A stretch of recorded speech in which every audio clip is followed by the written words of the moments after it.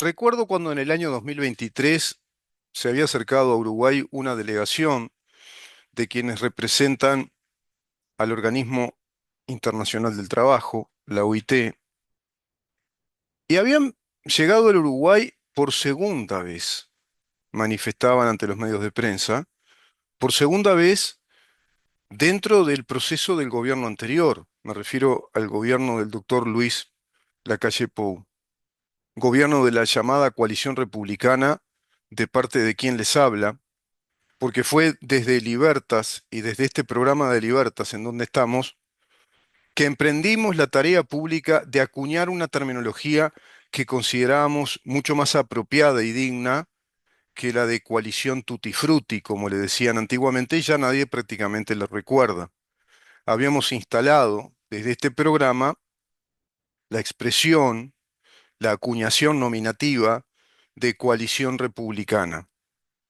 Pero te estoy hablando de hace unos 4 años atrás, si no más aún, acá en esta misma radio, por CX30 Radio Nacional, a través de este mismo streaming, por nuestro YouTube en donde estamos y todos los links de nuestras redes sociales, a través de nuestra página web libertas.uy. Todos los días nos referíamos a la coalición del gobierno que presidía y lideraba el doctor Luis Lacalle Pou como coalición republicana. Pensábamos en aquel tiempo que efectivamente eran eso, que habían llegado al gobierno del país para recomponer a nuestro Estado de Derecho, vale decir, a nuestra República Democrática, como así lo consigna la Constitución de la República y así lo manda, perdón, y así lo manda. Artículos 72 y artículo 82. A texto expreso, dicen que somos un país republicano y democrático, con la forma republicana y democrática de gobierno, dice la Constitución. Somos un Estado entonces de derecho, cuyo régimen político es el de una democracia representativa. ¿Qué quiere decir esto? Que la democracia que debemos ejercer los uruguayos es en representación de todos los mandatos constitucionales, de todos los principios jurídico-constitucionales y de todas sus disposiciones generales. Los principios constitucionales son aquellos que establecen la naturaleza de nuestro Estado, los que están en la sección de los derechos, deberes y garantías, los principios que están en la sección final sobre la importancia de la Constitución, las maneras inclusive de reformarla y sobre todo el sistema de la jerarquía de normas, en tanto la Constitución establece que todas las normas de este país, todas las leyes de este país deben estar en observancia y en cumplimiento de lo que esta Constitución dispone. No pueden entrar en contradicción con la Constitución, no pueden desobedecer la Constitución. No se puede legislar con leyes o normas dentro de las leyes que discrepen abiertamente con lo que la Constitución manifiesta, con lo que la Constitución confiere a nuestros poderes, por ejemplo, de acuerdo a sus potestades, a sus atribuciones y también a sus límites, en lo que les confiere respecto a la capacidad de control que tiene un poder respecto a los otros poderes del Estado. Cada poder del Estado, de los tres poderes, tiene la capacidad atribuida por la Constitución de la República de controlar a los otros dos poderes, cada uno de los tres poderes. Y a su vez se controlan entre sí. Ese es el sistema de control o contralor de poderes, el check and balance del que hablan los anglosajones. Hay un Estado de Derecho republicano y democrático, en tanto esos poderes no se concentran en el poder, no desbordan poder y no asumen la conducción hegemónica del Estado subyugando a los otros poderes del Estado. Es un sistema de equilibrio de poderes, pero a su vez ese sistema de equilibrio de poderes le otorga a cada uno de los tres poderes del Estado, poder ejecutivo, poder legislativo y poder judicial, competencias exclusivas, competencias únicas, cuyas atribuciones y poderes se los confiere la Constitución como su razón de ser, como la razón y la naturaleza de su existencia dentro de nuestro Estado. Poder judicial está para aplicar las leyes haciendo justicia. Es el único poder que puede integrar la ley. Esto quiere decir aplicarla a los casos concretos que se someten a un pleito, a una contienda, a un conflicto de intereses, a un conflicto jurídico que deberá dirimir o deberá resolver la autoridad competente en materia judicial, como lo es un juez, dentro o en la órbita del Poder Judicial. Y muy especialmente sensible es la materia penal, donde la Constitución establece con total claridad, desde su artículo 12 al artículo 23, en qué consiste el debido proceso en materia penal. En materia de derecho penal, si surge un conflicto a partir de una denuncia, esa denuncia puede ser de parte de cualesquiera de nosotros, es decir, del damnificado, del que fue dañado, traslada esa información, esa denuncia, acompañándola con la prueba que considere es la más importante, prueba necesaria, y radica su denuncia o en una comisaría o va directamente a una fiscalía o va a un juzgado de instrucción y en ese sentido hace la denuncia. O podría darse la denuncia de oficio, el propio Poder Judicial puede actuar si toma conocimiento, la Fiscalía si toma conocimiento de un caso actúa de oficio, el Ministerio del Interior cuando emprende tareas de investigación, por ejemplo, o tareas directamente de operativos policiales con apresamientos, con aprehensiones, de oficio traslada esa situación a modo de una denuncia al juez que le corresponda. Hoy todo eso se destruyó, hoy son fiscales los que se encargan de hacer justicia penal, son los fiscales los que reciben las denuncias, son los fiscales los que aceptan si esas denuncias son idóneas para abrir a una causa penal. Son los fiscales los que citan a las partes, a la parte denunciante y a la parte denunciada. Son los fiscales los que inician audiciones, es decir, auditorías con cada una de las partes que están tramitando en la órbita del Poder Ejecutivo, ahora ya no judicial,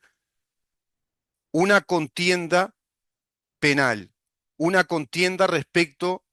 a intereses de derechos personales, de derechos humanos, que han sido violados, violentados, ultrajados por una de esas partes que es la denunciada. Eso entonces es una contienda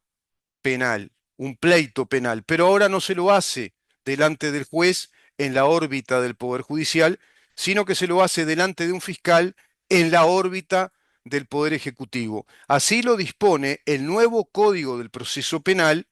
estableciendo que la primera etapa obligatoria,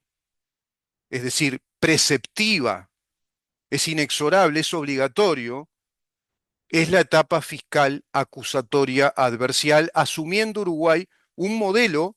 de justicia penal que es acusatorio fiscal adversarial. Contraviene absolutamente, desatiende e inclusive agravia. Hay dos componentes. Desatiende la Constitución o directamente la desconoce, inconstitucionalidad. Hay un conflicto de intereses normativos entre la normativa de la Constitución que dispone el debido proceso en la órbita del Poder Judicial con un juez que brinde todas las garantías a las partes como la única autoridad competente para aplicar justicia, para someter a prisión para privarnos de libertad sobre la base del debido proceso, que es sobre la base de las instancias judiciales penales obligatorias, que a su vez tienen un basamento muy importante, es un campo basamental fundamental como lo es la prueba, la carga probatoria que el juez deberá evaluar según la tasación que hace el propio Código Penal y el Código del Proceso Penal en materia probatoria. ¿Qué calidad de prueba es? ¿Qué le aporta esa prueba al juez a su sana crítica? ¿Esa prueba es documental? ¿Esa prueba es testimonial? ¿Qué tipo de prueba documental es? ¿Esa prueba está periciada, es decir, por los profesionales expertos en esa materia? Llámese balística, llámese elementos que estén vinculados a la experticia de la bioquímica, la química, la física, llámese prueba médica, elementos que estén vinculados a la pericia de la medicina forense, si es una violación, si es un asesinato, si es un acto de violencia con lesiones, sean leves o graves. Hay un médico, hay más de un médico forense, también pericia psiquiátrica de médico psiquiatra o de neuropsiquiatras o de neurólogos. Todos esos elementos probatorios y más, pruebas, contrapruebas, dice la Constitución, deberán ser esa semiplena prueba, dado que el juez la convertirá en plena prueba cuando, de acuerdo a su sana crítica, emita la sentencia de condena o de sobreseimiento. Todo eso hoy no se cumple, esta ley desatiende eso, no reconoce esas disposiciones constitucionales, primer elemento, es inconstitucional.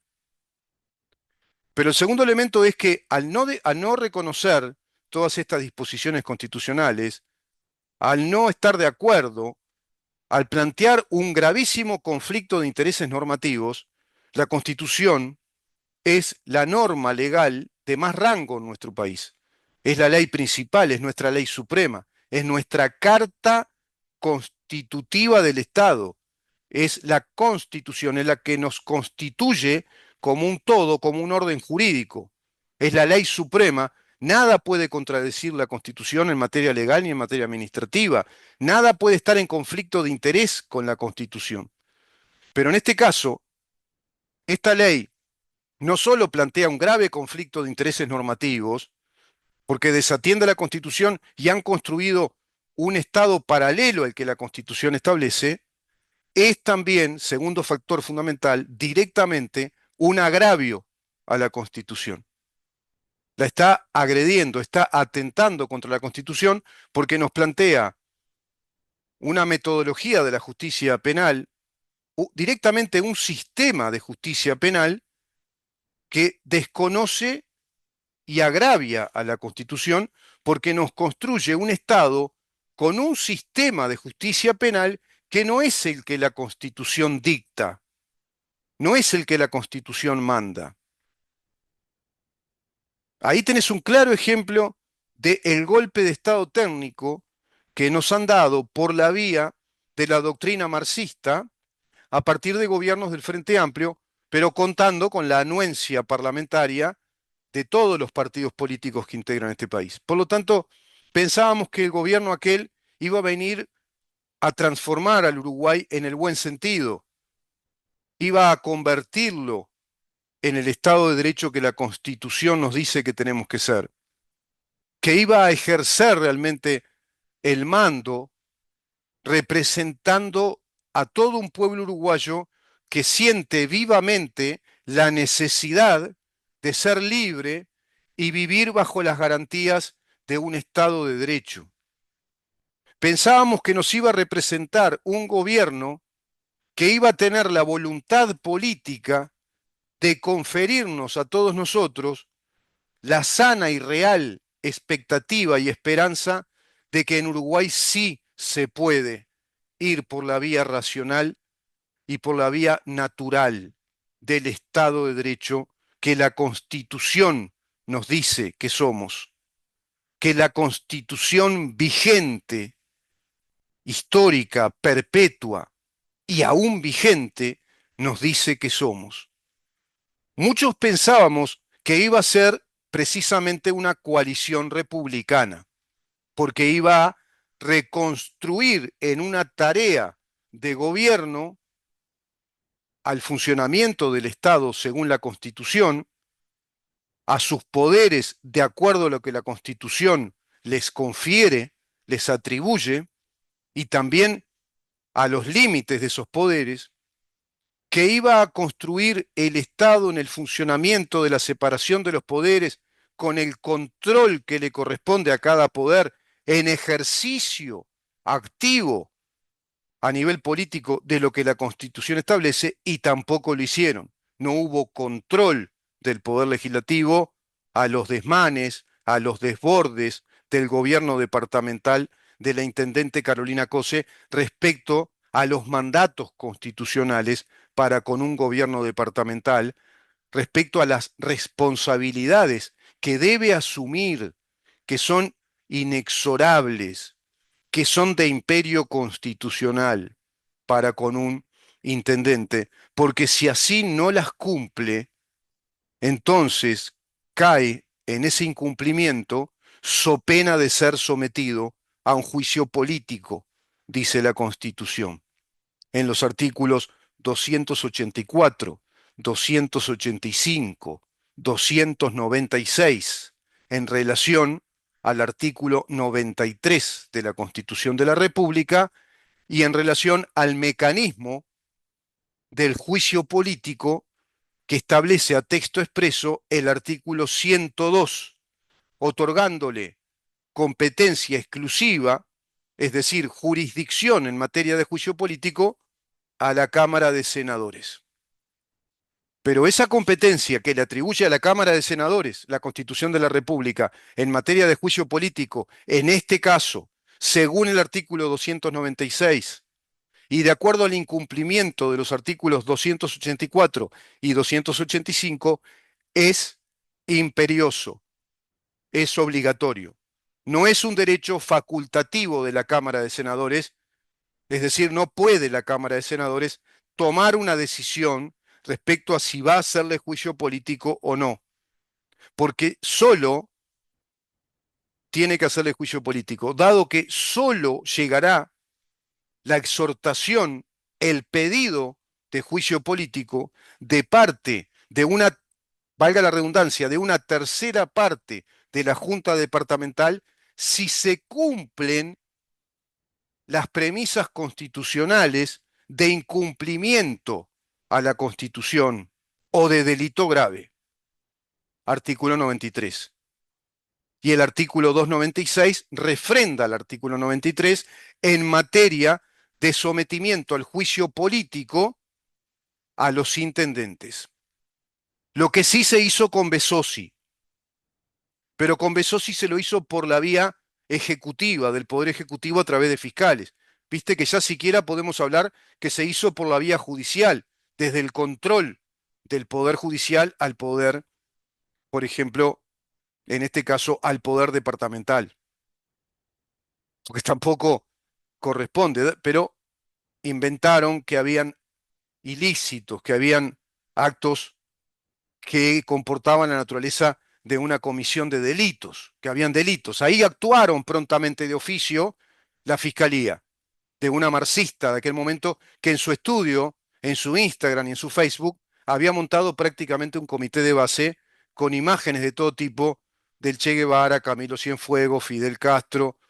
con imágenes de Lenin, de Marx, del Pepe Mujica y de tantos más, de todo ese club de los comunistas, de los marxistas, de los socialistas. Y perpetró toda una campaña política muy inmediatamente precedente a la campaña electoral por las intendencias, por los gobiernos departamentales, en este caso contra Besosi. Contra Besosi. Se hizo lo mismo contra Gustavo Penades, interviniendo de modo inconstitucional y agraviante el presidente anterior de la República, pidiendo la suspensión de los fueros de Penades, desconociendo la hipótesis que a texto expreso, de modo explícito, da el artículo 114 en materia de control de los poderes, en este caso del poder judicial. Es una hipótesis de control de poderes desde el poder judicial al poder legislativo, si acaso un legislador cometió un delito grave o viola a la Constitución, agrede a la Constitución, artículo 93. Y en ese sentido también es jurisdicción siempre de la Cámara de Senadores, en este caso porque era senador, pero el juicio político va hacia la Cámara de Senadores. Si hubiera sido en ese caso un diputado, se trasladaba ese juicio de la suspensión del fuero a la Cámara de Diputados, pero en este caso no era un juicio político, perdón, era de decidir si le suspendían los fueros para que quedara a disposición de la justicia. Pero el 114 establece que le pueden suspender los fueros. Ahí sí hay un derecho facultativo de la Cámara que sea, si es senador, la Cámara de Senadores, la cual deberá resolver por 3/5 del total de los componentes, o 2/3 del total de los componentes, es decir, mayorías especiales, deben estar todos presentes, los 31 senadores, y por 3/5 de todos los senadores se debe resolver, suspenderle los fueros, se puede resolver, perdón, se puede resolver, se debe resolver en esa mayoría, solo en esa mayoría especial. Y pueden tomar la decisión, es facultativo, si le suspenden los fueros o no. ¿Pero para qué? Para que quede a disposición de un juez que le va a abrir un juicio penal, porque el juez le comunica por intermedio del Ministerio Público y Fiscal, le comunica, le exhorta a la Cámara de Diputados o Senadores, en el caso de Penadez fue a la Cámara de Senadores, que le suspendan los fueros porque tiene suficiente prueba, hay una carga probatoria importante de que cometió delito grave, un delito que no es escarcelable, es inescarcelable, es un delito grave, homicidio, por ejemplo,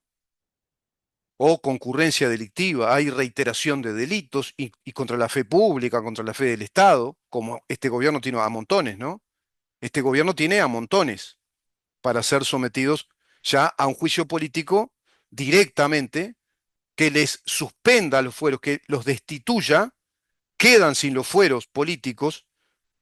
fueros parlamentarios, fueros del Ejecutivo, de gobiernos departamentales, de lo que fuere, le quitan los fueros, es decir, le quitan la inmunidad política que tienen para que queden sometidos a la justicia penal. Pero ¿qué sucede hoy?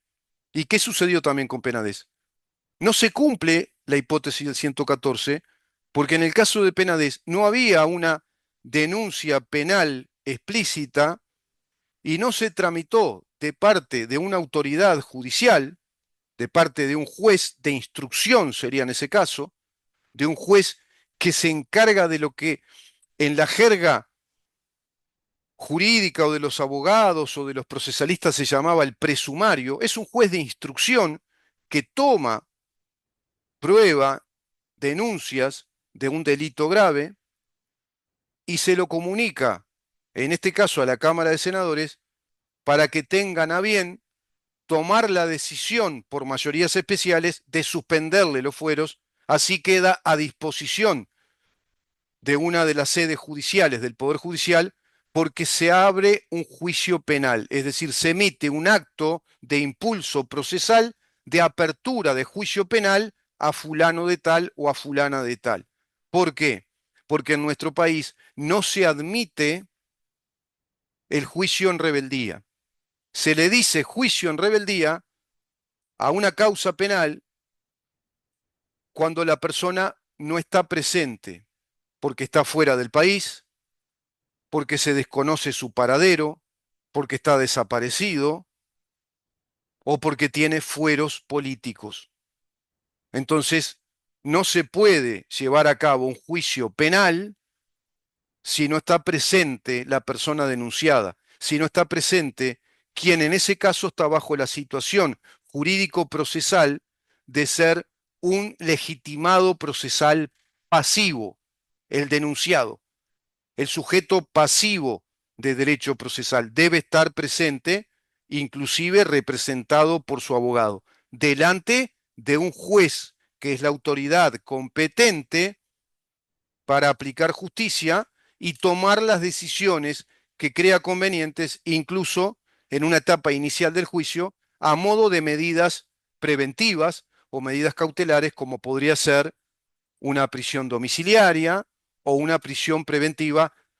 de acuerdo a la sana crítica al libre albedrío que el juez en ese momento manifieste sobre la base de los elementos probatorios ya aportados, sobre esa carga probatoria aportada. Todo eso no se configuró en el caso de Penades, porque no era un juez, no había una imputación de delito grave específica, no había una imputación del delito de violación directamente para abrirle una causa penal o de reiteración de delitos, llámese proxenetismo, abuso de menores, violación, todo eso que le acusaron, no estaban debidamente tipificados en la imputación penal de parte de una autoridad constitucionalmente establecida en nuestro Estado de Derecho, como lo es un juez, quien le comunica al Poder Ejecutivo por la vía del Ministerio Público y Fiscal para que reciba noticia desde la ejecución de esa noticia, valga la redundancia, para que reciba noticia el Poder Legislativo. Y el Poder Legislativo decidirá, tiene la potestad de decidir por sí o por no, en tanto esa suspensión de los fueros, para que quede a disposición de la justicia penal. Toda esta hipótesis es del 114 y no ocurrió en el caso de Penades, ni en los aspectos formales ni en los aspectos sustanciales del derecho penal. No se cumple con la formalidad que establece el 114, es decir, no se cumple con toda la hipótesis de los resortes administrativos formales de contralor al poder, en este caso controlando la acción, la actitud de un ciudadano devenido en senador para que quede sometido a la justicia penal porque cometió delitos graves y como cualesquiera de nosotros es un igual ante la ley, en este caso va a ser tratado de la misma manera, con todas las garantías de un juicio penal, y si cometió esos delitos va a tener que ir preso, como cualquier hijo de vecino. Pero no se cumple esta hipótesis del 114 porque se está delante de una fiscal que no es juez y solo comunica la necesidad de que le suspendan los fueros para que quede a disposición de la investigación que esa fiscal está haciendo. No es la hipótesis del 114. La suspensión de los fueros es cuando ya la figura delictiva está imputada en la exhortación del juez, porque es, digamos que, la imputación que da mérito a la apertura de la causa. Es el delito tal o los delitos tales y tales. Es específico el 114. Tiene que ser por denuncia criminal de delito grave o por violación de la Constitución. Pero se debe explicitar en qué consiste la violación de la Constitución si ese fuera el caso. En el caso de Penades fue por un delito grave, pero no para ser sometido a juicio, para que quede a disposición de una fiscal, no de un juez, a disposición de una fiscal que está en la órbita de el poder ejecutivo. Exacto, exacto, Maxi. Está en el poder ejecutivo y no está en el poder judicial. Y si está en el poder ejecutivo y una fiscal como Alicia Ione solicitaba la suspensión de los fueros del senador Senadés, ¿qué está diciendo? Quiero investigarlo. Y si lo quiere investigar, podría haberlo hecho sin la necesidad de suspender los fueros. No era necesario suspenderle los fueros porque se trata de un trámite administrativo dentro del Poder Ejecutivo, tiene naturaleza jurídica a la luz de nuestra Constitución, a la luz de los principios generales del derecho procesal, a la luz de los principios generales que son norma vigente del derecho procesal de acuerdo a nuestro Código General del Proceso, a la luz de las tipificaciones penales de nuestro Código Penal, es simplemente un trámite administrativo en la órbita del Poder Ejecutivo que lleva a cabo un fiscal para averiguar, para saber hasta dónde va todo eso, para entender si efectivamente ocurrió la comisión de ese delito grave o de esa reiteración de delitos que son graves, entonces no era necesario, porque no se abría ningún juicio penal, no había una imputación precisa, no está el delito ya, digamos que configurado y determinado por un juez para abrir la causa por ese delito, sino que quedó Penades sometido a los vaivenes de un trámite administrativo que hasta la fecha lo tiene dando vueltas con una fiscal que ahora está en Europa porque pidió licencia por enfermedad, como hacen siempre. Está agotada, se siente, tiene síndrome de estrés, de burnout, ¿no? El síndrome del quemado. ¿Y de dónde se va? Y no se va a una casa en Salinas, ¿viste? Que tenga una casita en un balneario, o yo qué sé, en el Pinar, o en cualquier balneario, no sé, en Piriápolis. No, se fue a Europa, se fue a Europa, se fue a descansar a Europa. Y el gordo Penades, el papanata, está dando vueltas ahí, con prisión preventiva, medidas cautelares, y hasta ahora, hasta la fecha, no sabemos cuáles son los delitos o específicamente qué delito grave cometió. Por lo tanto, esa suspensión de los fueros es otro agravio, un enorme agravio, sentando un pésimo precedente contra nuestro Estado de Derecho y contra los mecanismos administrativos y de control que la Constitución les confiere a los poderes de nuestro Estado, de acuerdo a las explícitas hipótesis jurídico-constitucionales que nuestra Carta Magna establece para ese tipo de controles. No cualquier cosa, no es cualquier cosa. Entonces, el gobierno anterior tiene un enorme collar de perlas que nos va ahorcando el cuello de nuestra República Democrática. Y yo dejé de llamarlo coalición republicana, porque no lo merece. No tiene los merecimientos institucionales, políticos e históricos de ser una coalición republicana. Y nos deja en manos de estos delincuentes que volvieron a gobernarnos, pero estos tienen varios collares de perla. Tienen uno, si no ajusta bien, no te gusta, tenemos otro y tenemos otro para terminar de ahorcar a la República Democrática del Uruguay para destrozar ya definitivamente a nuestro Estado de Derecho como lo están haciendo, acometiendo con todo tipo de actos administrativos que son directamente agravios a la Constitución, agravio a leyes vigentes, que en cumplimiento con la Constitución deben ser respetadas, porque al agraviar leyes que están en concordancia con la Constitución, se agravia a la Constitución indirectamente. Si la ley que está vigente es obediente de la Constitución, está en observancia de la Constitución, es constitucional, cuando se agravia la ley, agraviando el principio jurídico de la jerarquía de las normas, porque tenemos un presidente que por actos administrativos, a través de resoluciones presidenciales, deja de aplicar leyes, suspende los efectos jurídicos de leyes, es decir, en los hechos está derogando por la vía del decreto. En los hechos, este gobierno está derogando leyes por la vía del decreto. Se está comportando como un gobierno autoritario y autocrático. No tiene nada de democrático, valga la rima.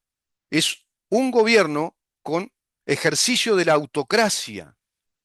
Se maneja con total independencia y plena voluntad en desconocimiento del orden jurídico que establece la Constitución de la República y todas las leyes en observancia y cumplimiento de la Constitución de la República. Por lo tanto, es un gobierno que no nos da ninguna garantía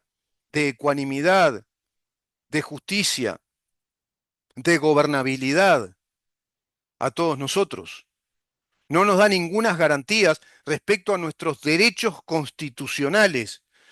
respecto a nuestros derechos consagrados, subjetivos, inviolables, innegociables, intransferibles. No venderé